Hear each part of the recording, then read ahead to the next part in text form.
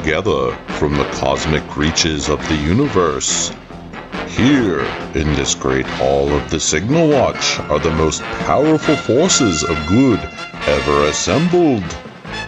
Join us as we discuss all manner of topics across the multiverse of comic books, history, creators, storylines, movies, and more. The Signal Watch podcast presents Kryptonian Thought Beast, a comics podcast series dedicated to truth, justice, and peace for all mankind.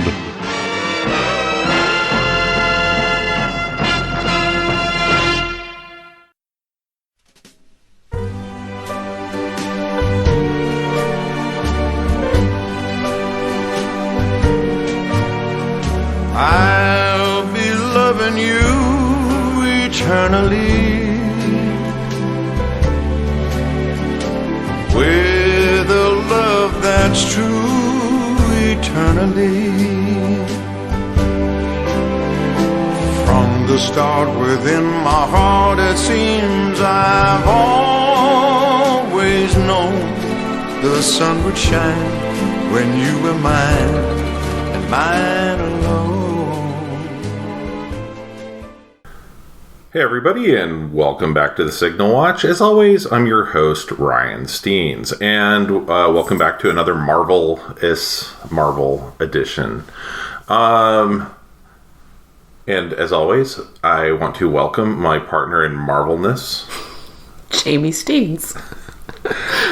And what did we watch about a week ago, Jamie? Eternals. Yeah. Don't sound so enthused, my love. I don't. Do we want to explain to people that the first recording that we did a week ago, right after we saw the movie? I'm not sure we have to explain anymore, Jamie, because about every other Marvel episode we do tends to get screwed up and we have to re-record. So here we are once again. Well, I'm definitely peeved about this one because I've only seen this one once. I think the other ones it happened with, it was Thor Ragnarok, which I'd seen 1,000 times, so not a problem.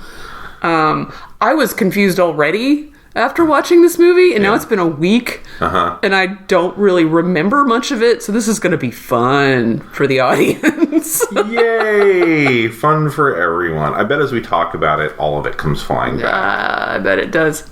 But anyway, I do remember that I made a joke on the first podcast that if Ryan were to ask me to do the recap, it would sound like asking his mother to do a recap of this movie because I retained about that much information. Right. So let's leap right into it because I don't think this episode will be all that long. Merciful for you, for the audience. And so this recap is brought to you by South Coast Media of Houston, Texas. If you need to produce media, you don't have to be on the South Coast to hire South Coast Media. You could be anywhere, and they will come to you at great cost to you. But they will come to you, and they will make amazing media, not just about the South Coast. What if they're in Thailand? There's coasts all around Thailand. That's true, but will they come to Thailand? Yeah. Oh, that absolutely. Sweet. They've got all their shots. They're ready to go. They have video production facilities. They do audio recording. They do. They have a studio, I think. I'm not sure on that. I know they have a big edit suite with a very experienced editor. So yeah, if you're making professional grade media, you want to hire the South Coast Media folks. Anyway, so the plot of Eternals. 1 billion years ago, there were Celestials, and they're 5-mile tall giants that just kind of cruise around the stars. I think it's really important to point out this movie both deeply messed with the original comics and kept in a lot of Kirby-isms, 5-mile tall celestial giants of mysterious origin and motivation. That's very 70s Kirby, and that's what this is all based on. So the Eternals I'm trying to make sure I don't give anything away out of order, but they because this is essentially there's adventure and mystery and all sorts of stuff that happens in this movie, but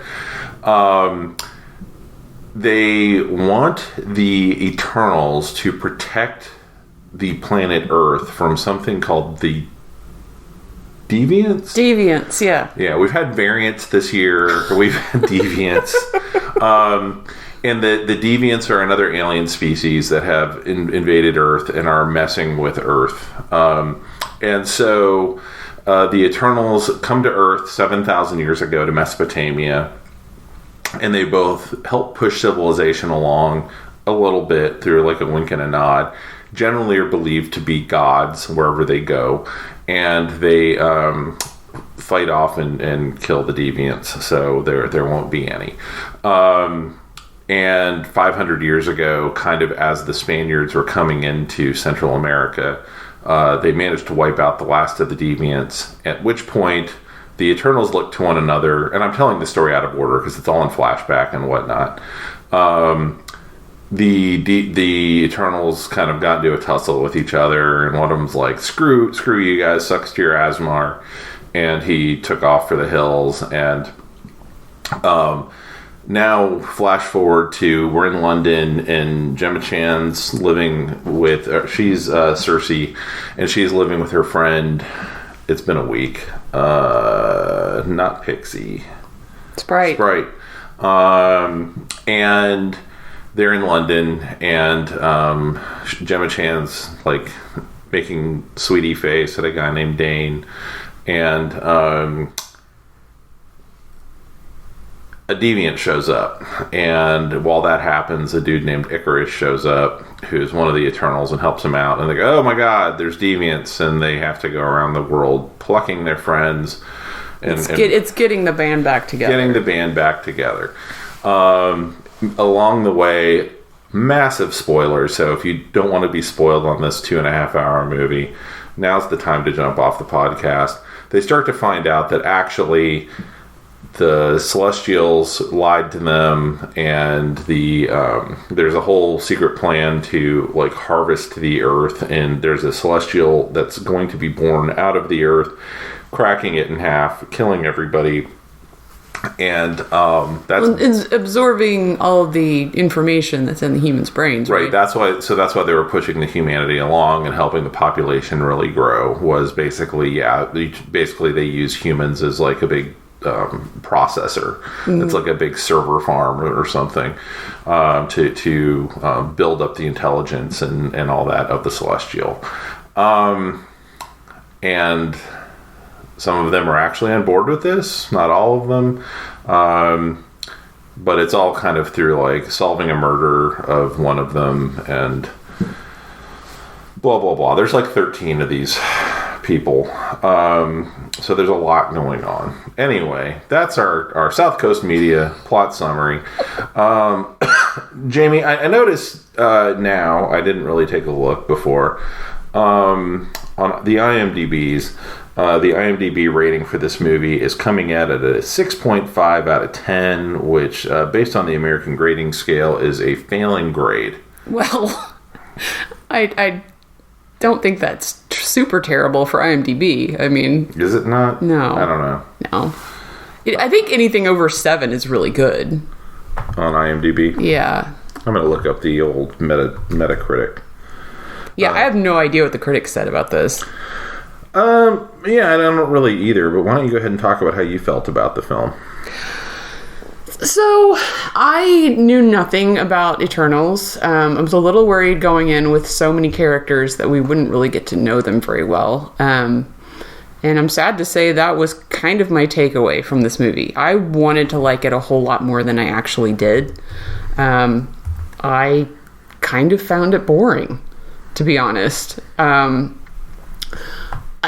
I have read enough Jack Kirby to know Jack Kirby's thing. Mm-hmm. I know it's a lot of ideas and a lot of bananas. It's just craziness all the time. I did get that this was a lot of ideas, but I did not get the craziness. Which, there's some bonuses to that. But But there's a lot of like fun and energy that comes out of that, and I didn't get that from this movie. There are a lot of action scenes, but they just kind of felt like a big video game. So anyway, that was my main takeaway. I mean, I didn't hate it. It's, you know, and my standard for Marvel movies has gone up recently. It's like light years better than Thor 2, you know, if that's what we're comparing it to. The design is gorgeous. It's a very beautiful movie. It was directed by Chloe Zhao. Who, you know, did a fine job. I think I probably had more of an issue with like the script than anything. Because you don't... these characters, like... I don't remember if you said this on the podcast already. I don't think you have, but you said it before when we were discussing, and you said in last week's podcast that you felt like this is more of like office relationships between these people than family. And I would absolutely agree with that. But I think that also, like, you don't get a good idea who any of these folks are. Kumail Nanjiani's character Kingo, I think, is the closest to having a personality, and he's basically just dropping joke-shaped things all around the movie. Cersei and Icarus are supposed to be in love. They're supposed to have been married in the past. They're not anymore. I don't even remember why they broke up. I think they had a disagreement about something. He found out the truth. Okay. And knew he wouldn't be able to keep it from her. Got it. Even though Ajax had asked him to. Okay. I never felt any chemistry between them. So, like, I didn't care about any of their connections. I didn't care about... And I think last week I said to Ryan and to the podcast that we watched The Suicide Squad this summer. And it's a group of people who are just, like, thrown together. And within, like... 5 days a week, I got a better idea of what their personalities were and their group dynamic, like so much better than these people that were supposed to have known each other for centuries. Yeah, I mean, I agree with the vast majority of that. Looking at Metacritic, it got about a 55 on there, which is not a great Metacritic score. It's about 48% right now on Rotten Tomatoes, which for a Marvel movie is shocking. Yeah. I'm actually shocked at that. Yeah, I thought people would like, oh, well, you know, it's a pretty movie, it's a Marvel movie, and it would be at least over 50%, and if not at like 60%. All of that's a little moot. It's kind of how you experience a movie. But you do get a little bit of an idea of, you know, what's going on in the zeitgeist, you know, around the movie. And yeah, I you know, a week later, what do I have to hang on to with the movie, and what do I think about it? I'm not kind of coming off the rush of having had just watched it and having seen some really cool visuals and had some interesting ideas thrown at me. I also cracked my Eternals omnibus and was like, well, because none of it felt like it had anything to do with the comic. And indeed, it just did not. Just a brand new story. Yeah, I mean, the Celestials are around for sure. But the idea of one being born from Earth, is that new? No, that's kind of in the comic. Okay. But Icarus is kind of your focal point. He's very much basically Orion from the New Gods. Right. And he's posing as a guy named Ike Harris. Okay, that's funny. Yeah.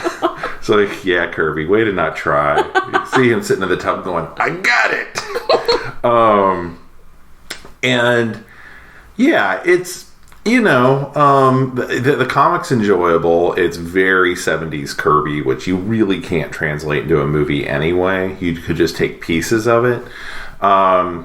But it does have, you know, they're operating on kind of this cosmic scale, and you know, everything that happens in Kirby comics in this era is people kind of, someone lunging at the camera, the POV, and kind of like declaring things, even if it's like, we're about to die, so, and there's actually some human characters. It's very much like the setup for New Gods, where it's like they meet this character and that's like they become the POV for the audience, after they are like coming into a cave that has basically all the celestial stuff, and then Ike Harris reveals kind of who he is, sort of thing. So it's very, very different. I had not remembered Cersei being a main character. I expected Icarus to be, and he kind of is, but there's a lot of pivoting they do. It would be a bit like if you were doing an Avengers movie and suddenly like put Wasp out front as the main character, and oh, by the way, Hawkeye's a bad guy. Like, that's kind of what they did as far as like your expectations versus what the movie did. Part of me wonders if they didn't just want to mix it up a little bit and have like a female led movie. Well, I mean, they Ajax in the comic is a guy. Mm-hmm. And it's Salma Hayek in the... And Salma Hayek, who is definitely not a guy in the movie. And yeah, I mean, and not all of it's fine. Like, it doesn't frankly freaking matter. Like, they turned the Flag Smasher character in the Falcon and Winter Soldier miniseries into a multitude of people led by a like 20-year-old woman. Mm-hmm. Flag Smasher is not that in the comics at all. He's a ridiculous dude with like a goofy symbol on his chest, and he hates flags. I mean, not. I know what you mean. Yeah. So I don't really care. It doesn't really matter. It's what I do care about was an interesting story. I think the outline of an interesting story is there. But there's just, like, you're talking about Suicide Squad, and, like, Suicide Squad has, like, the James Gunn formula of, we're going to give you a spoonful of sugar, which is a whole lot of dirty jokes, a lot of violence, and then we're going to slow it down in the middle of the film, and you're going to start to find out who these people really are. They're going through this right now on Peacemaker in a really interesting way. Mm-hmm. And this movie doesn't really have people talking about anything but the plot. Right. It has even the romance of the supposed romance of Icarus and Cersei is just part of the plot, because we never really see it. We do see it. We talked about this in the last podcast. I had not seen a sex scene before. Well, that maybe in Iron Man 1 there was a little bit of suggestion of a sex scene. Suggestion. There may have been like before and then after. Yeah. But this like full on had two. Not show nudity, but you could tell they were naked, rolling around on a beach. Yeah. Thrusting. Yeah. Because they like pina coladas. Love in the sand. So, yeah, it was a... In that way, I can see how it's unsatisfying. Because I think kind of like when I talked about like where I thought Winter Soldier and Falcon like came up against WandaVision, and people were very into WandaVision or kind of like poo-pooing Falcon and Winter Soldier. Falcon and Winter Soldier didn't do enough character stuff. Like, you yourself said, I wanted this to be...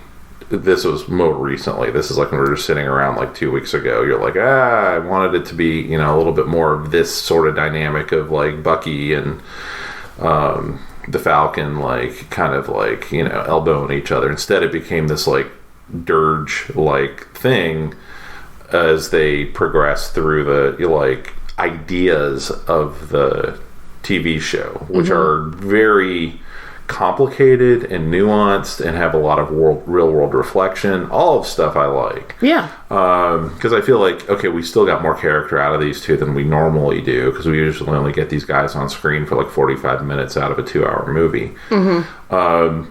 But here, we don't have that. I mean, we just have, here's the plot, and here are 13 characters. Yeah. Well, and then part of it, I think part of the problem with not being able to really learn about their group dynamic is because they're not together all that much. They're together at the very beginning when they show up on Earth.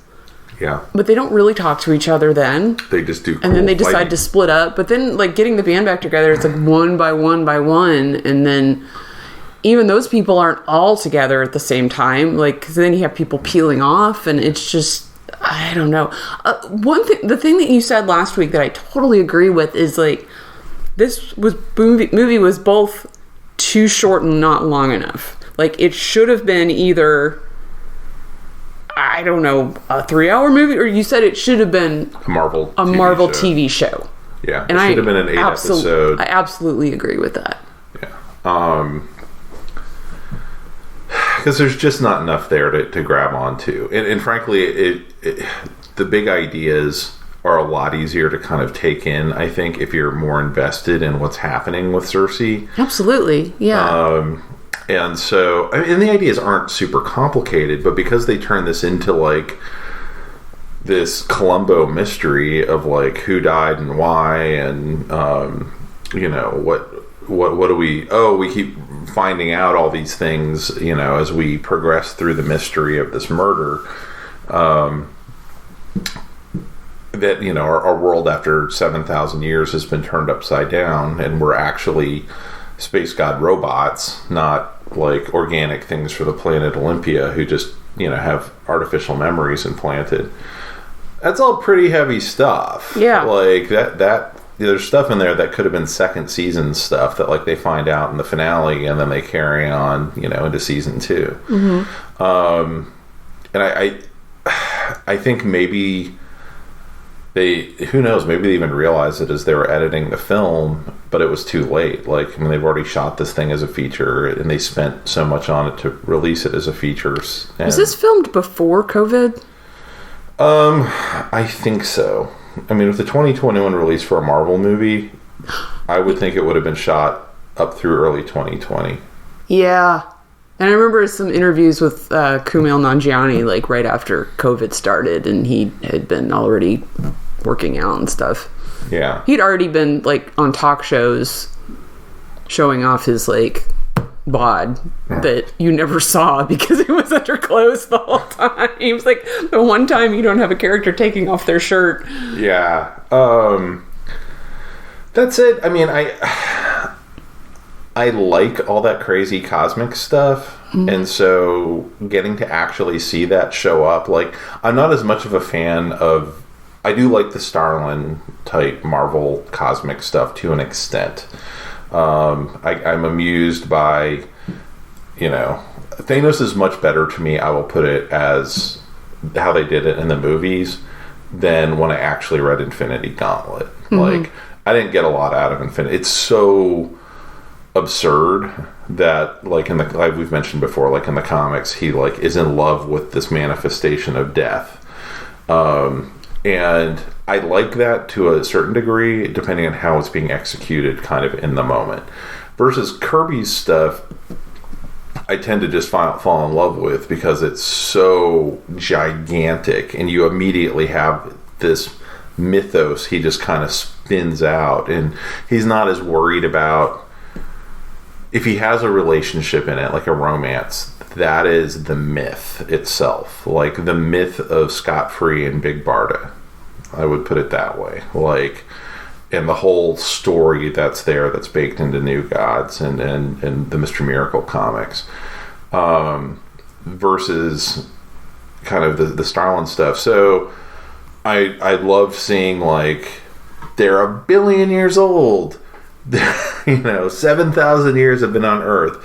They drove civilization. We get to show cool ways that, like, Angelina Jolie inspired the goddess Athena, and all of them have some counterpart, you know, that we can imagine, in the various myths that have certain gods that are somewhat similar. I think there were some really interesting ideas in this. The fact that they are gods living among humans, they have all these powers, but they're not allowed to use them, mm-hmm. because they're not allowed to interfere all that much. But, you know, they're tempted to do that. The technology guy, when they're back, you know, still fiddling, the humanity is back fiddling with the wheel, has already invented an engine, you know, that can, but they you know, decide this is too soon for them. Yeah. And then there's another guy who's a mind controller who, you know, they see humanity at war with each other, killing each other, and he realizes, I could stop this at any time. but then they wouldn't be people. Yeah. Yeah. So, like, all of those things are very interesting that I'm glad they brought up. It also answers the very obvious question of, like, why didn't you help out when Thanos was here, you know? Mm-hmm. Yeah. And they make a little note about how the blip ended up causing the final, like, rise of Tiamat. And even Tiamat, like, I was like, yeah, that's a name that I see pop up in, like, myths all the time, and it's a Mesopotamian myth of, like, this river goddess at the nexus of reality and shit, like the cosmic birther. So I was like, oh, way to go, Jack Kirby. That was very, if that was in fact, I can't remember if that was his celestial that was being born, but I like that stuff. And it's a thrill to see it on screen. I do wish they used more straight up Jack Kirby design. Yeah. There's elements of it in there. At the same time, as I'm saying that, I thought their outfits were some of the coolest Marvel suits in a while. Like, I like the new Scarlet Witch outfit. I like it. I didn't go like, that's really cool. Well, they're also believable as, like, they're timeless. Yeah. They're ethereal. Mm-hmm. They're kind of outer spacey. Mm-hmm. But they're really appropriate. But they're beautiful. Yeah. Yeah, there's a certain beauty to the outfits and they that fit. I think the other outfits, aside from maybe the Vision's original appearance, kind of lacks. I mean, it fits the aesthetic of the movie, also. Yeah, and I mean, because like you said, last week. Sorry, I keep forgetting this. 2 different podcasts. The outdoors, the filming locations are just gorgeous. Like, they do sunrise, sunsets all over the place. Yeah, I've actually read a few jokes since we recorded last week of, like, people saying, like, yes, we're going to have all these conversations and they'll all happen at magic hour. But they are. I mean, and they did a lot to, because it's both good and bad, right? The characters are 90% just wearing, like, street clothes, like they just went to the mall. And that's what they're wearing. They don't really put on their costumes until the very last reel, after the first reel. And so there's a, like, just people milling about in a kind of, like, shoegaze indie movie sort of vibe, which is probably what they thought they were in fact getting by hiring Chloe Zhao. Mm-hmm. But that's a really weird sell for a $250 million movie or whatever this cost. Yeah. And Marvel's had really good luck kind of bringing in indie, auteurs, but sometimes there's limitations to some of that of well, you got what you paid for. Like, that's the movie she makes.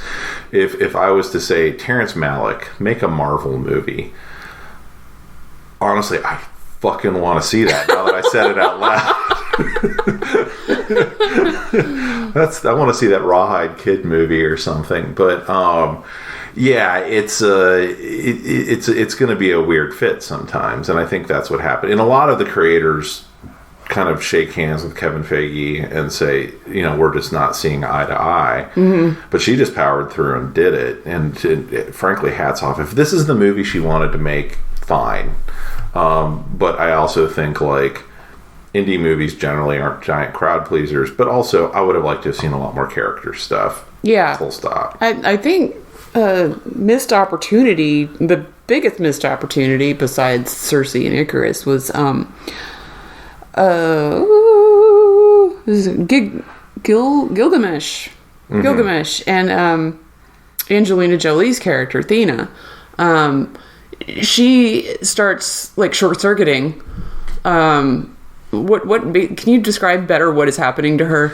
So they basically do this thing, which actually makes a little more sense once they explain they're all, like, cosmic robots. Mm-hmm. That they say, well, they've lived so long that if they remember everything, they basically go mad. Okay. And so it's manifesting with her in that she has these violent outbursts. Yeah. So when this occurs, what they basically do is Gilgamesh retreats to the outback with her. Yeah, he volunteers to do this. Yeah. I think he,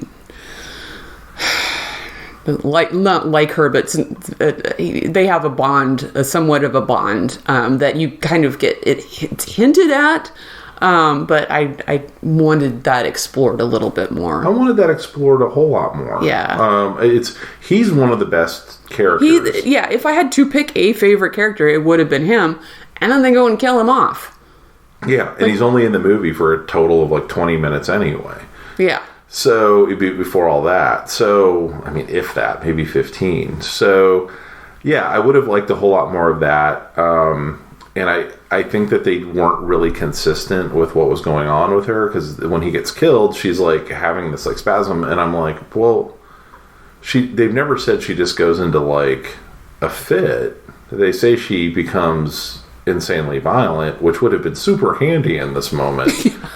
And instead she's just standing there like drooling on herself.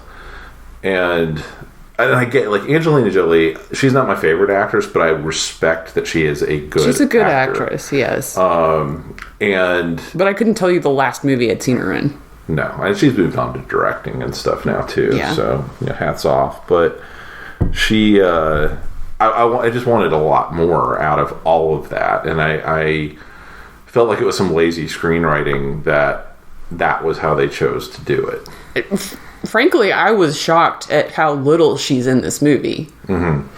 Like, I didn't get any idea of what her character was, like most of the other people, but like even more so. Like, she is a good actress, but even she wasn't able to do anything with this. Yeah, I mean, her character both is mad, and then she's also the strong silent type. Right. And so it's mostly her just looking fabulous for like the hour she's in the movie. And manifesting swords. So yeah, it's a little bit of disappointment. The design of both the costumes, they managed to also work in the same design with like what they're manifesting as far as their powers go. Like Gilgamesh has these kind of like magic boxing gloves that show up. That's a terrible description of it, but the design's really cool. Well, he's supposed to be the strong one, right? Yeah, he's basically got like super strength, and maybe a little invulnerability until he doesn't, right? Yeah. And then you got Superman. Then you have Icarus. Yeah. It's basically Superman. And they make a joke about it. Yeah. But that's something else. Like, this is the first Marvel movie in which DC characters are referenced twice. Yeah. They got a reference to Superman in here, and then you got a reference to Alfred. Mm-hmm. Because Tarun Kingo is walking around with, in his off time in the past 7 centuries, he has been the past century, he's been becoming a big Bollywood star, and so he takes his director with him to be his butler, basically, and someone calls him Alfred. Yeah. So, but it's never happened before in one of these movies. Yeah, to me, in some ways, it kind of speaks to how if you aren't deeply embedded in comics, like that I didn't mind the jokes in the movie at all. I found them they're well handled, they were charming, whatever. But it also is something that you're going to realize is going to take people out of the movie for a second. And it's also the kind of comparison that people make who are not super into superhero stuff. It is. Mm-hmm. It just seemed like a joke. Someone who and I'm surprised Marvel must have thought those jokes were effective enough, or thought the movie just needed jokes enough that they left them in. Because I would have thought that would have hit like Marvel Central, and they would have been like, you're drawing attention to something that doesn't need attention drawn to it, but at the same time, it's like it's a 2.5-hour movie with like 6 jokes. Yeah. And that's not really what Marvel's been up to since like Guardians of the Galaxy. Right. So, I mean, Captain America, Winter Soldier is like, for as serious as it gets, kind of starts with like a shit ton of jokes right at the beginning. It does, yeah. It's the on your left business and. But those are like I think, written into the script really well. I don't ever feel like they're inappropriate there. No, I think it's highly successful in Winter Soldier. I felt like a couple of the jokes in this movie were just like, joke! Yeah. I mean, if it ends up taking you out of the movie, it's a problem. Yeah. And I mean, when I paused to think about that during the movie, where the kid's like, "Oh, you're Superman," and he's like, "What are you talking about?" And yeah, when we recorded before, you were asking me about kind of the history of the comics and referring to each other, and they do and did. But it, it was fine, but I think it's a little bit more of a road bump than it needed to be. Yeah. So. Yeah. But, I mean, people generally are treating this movie as if it's a slog to get through. I didn't personally feel that way. I felt the first hour was a little slow. I didn't feel like it was a slog to get through. Part of it was that we were watching it at home. We paused it halfway through to clean up dishes, as we do. Mm-hmm. And honestly, that was a nice break. Yeah. So I don't know what the experience of sitting through a 3-hour movie 2.5 hour in the theater would have been. Yeah. I just felt the pacing was what the pacing was. I mean, you've also sat through Stalker with me, so yeah. I mean, honestly, like, that part wasn't my main complaint. My main complaint was the lack of characterization, just flat out. Yeah. And when your whole movie turns into like exposition, and then like you've spent all this time building up the first exposition, and then you're like, haha, big twist. Reality is completely different. Now I have to build up all the exposition for this other reality. Yeah, and frankly, I was like still trying to get a grasp on what they told me first time around. I'm like, no, wait, what now? Yeah. So yeah, I get it. I think I'm a lot more getting it this week than I was last week when we recorded, of like, yeah, all right, maybe it's not the best movie. But you know, I mean, like I said last week, I totally cracked up at the idea that there's like action figures of all these characters, and like what some 8-year-old is going to be like playing with Eternals action figures to go do. Like, yeah, it's not the fun of like watching like Steve throw the shield, or like Thor, you know, jumping at people, shooting lightning, you know, every which way. It's certainly Iron Man, and Hulk fists and whatnot. Like, it's a bunch of coworkers who all freaking turn on each other. I mean, the villains in the piece are the 5 mile tall Celestials who are not on screen for anything but like 3 minutes of this whole thing. Yeah. The first appearance of the Celestials, by the way, in the Marvel U movies is in Guardians of the Galaxy. There's some flashback stuff they do talking about the Infinity Stones, and they show the Celestials at that point. So I've known they were coming this whole time. Isn't one of the planets like a floating skull of one of the Celestials? So that's true in the comics. I don't know if they are clear in that nowhere is a celestial head in the movies or not. I don't remember. I don't remember either. But yeah, so I guess Celestials can have a bad day and just become a floating head. So anyway, I don't know. I don't want to like belabor anything about this. Do you have anything else to add about it? I think I've said my piece. Yeah. Fair enough. Well, I hope this was, you know, we don't need to go on for 2.5 hours, about a 2.5 hour movie, so we'll keep it short here. If you have any questions, do feel free to drop them under the comments here in the SoundCloud or at the blog, or find us on Twitter. You can, if you look for Signal Watch in Twitter, aside from a lot of Superman references, you should see a little doggy face show up. That is my account. And so, yeah, we'd love to hear from you and let us know how it's going with you and the Eternals. We are delayed on Spider-Man and other things that are coming. Yeah, we're not seeing it in the theater, and it's not. Interesting thing happened with this one that's owned half by Sony and half by Disney, and Sony ended up with the streaming rights. So it's not coming to Disney Plus, and I don't know when it's coming on But streaming. it will then be shown on basic cable ad infinitum. Because that's how Sony do. Yes. But we are planning on purchasing Yeah. when we are allowed to purchase it. So it should be sooner than that. Yeah.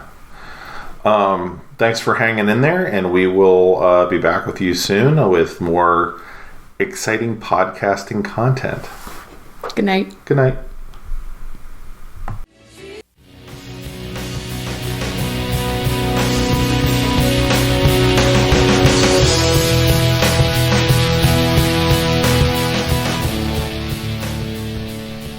That about wraps it up for this edition of The Signal Watch, a production of the League of Melbotus. Thanks for sticking with us. If you enjoyed the podcast, we invite you to drop on by the Signal Watch blog, where you'll find write-ups of a wide variety of movies and more. We'd love to hear from you, so find us online and let us know what you think. Whether you prefer email, blog comments, or social media, we'll be happy to hear from you. We'll be back soon with more exceedingly high-quality content. So, until next time, God damn it, babies, you've got to be kind.